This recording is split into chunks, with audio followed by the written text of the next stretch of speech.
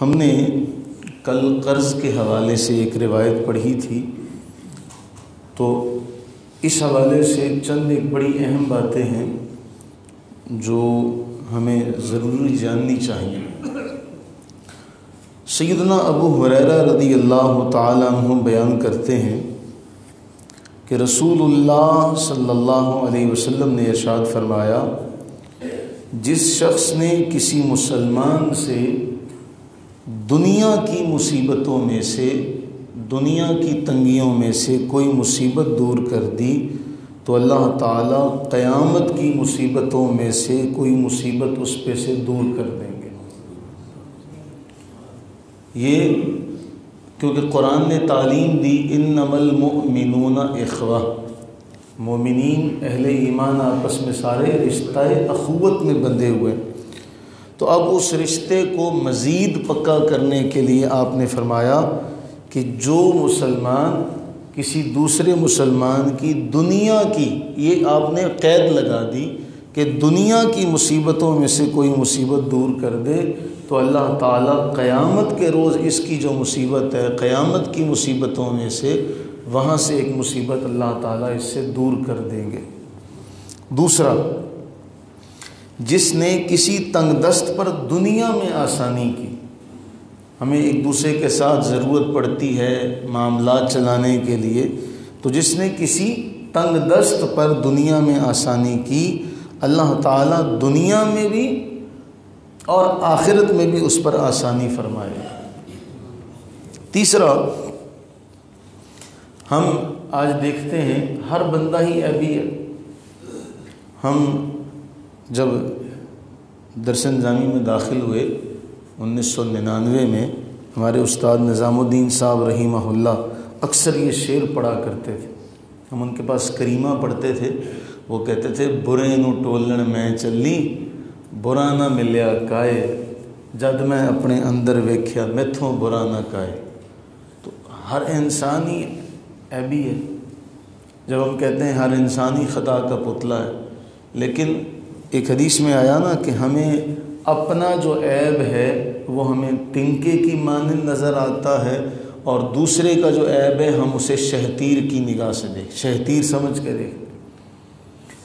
تو فرمایا جس نے کسی مسلمان کی دنیا میں پردہ پوشی کی، عیبوں پر پردہ ڈالا، اللہ تعالیٰ دنیا میں بھی اور آخرت میں بھی اس کے عیبوں کو چھپا لیں گے۔ اور آخری جملہ اس روایت کا کہ اللہ تعالیٰ اس وقت تک اپنے بندے کی مدد کرتا رہتا ہے جب تک بندہ اپنے بھائی کی مدد میں لگا رہے۔ ہم کسی کے کام کیا آ سکتے ہیں، لیکن جب تک ہم کسی اپنے بھائی کے کام آ رہے ہیں تب تک اللہ تعالیٰ ہماری مدد میں لگا ہوا ہے۔ اب یہ ہے اس رشتہ اخوت کو مضبوط کرنے کے لیے، اللہ تعالیٰ مستحکم کرنے کے لیے اپنے نبی کی زبانی یہ تعلیم ہمیں ارشاد فرما رہے ہیں کہ دنیا میں اگر کسی کی مصیبت دور کر سکتے ہو،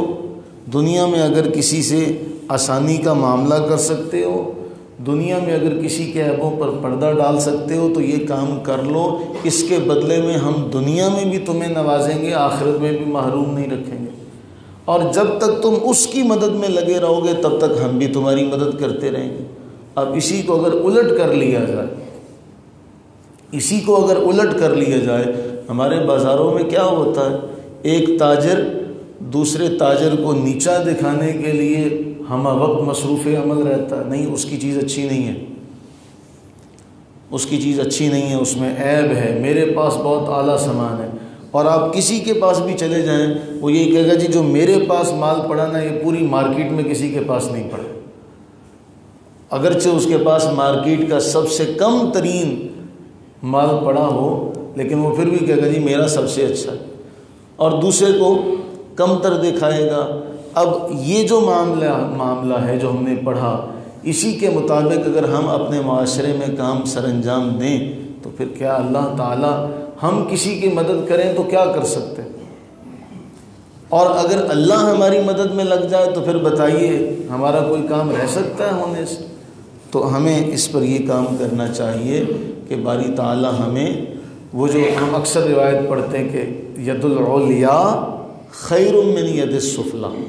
یہ والا ہاتھ جو اوپر والا ہے یہ نیچے والے ہاتھ سے بہتر ہے۔ تو اللہ تعالیٰ اپنی رحمت کا صدقہ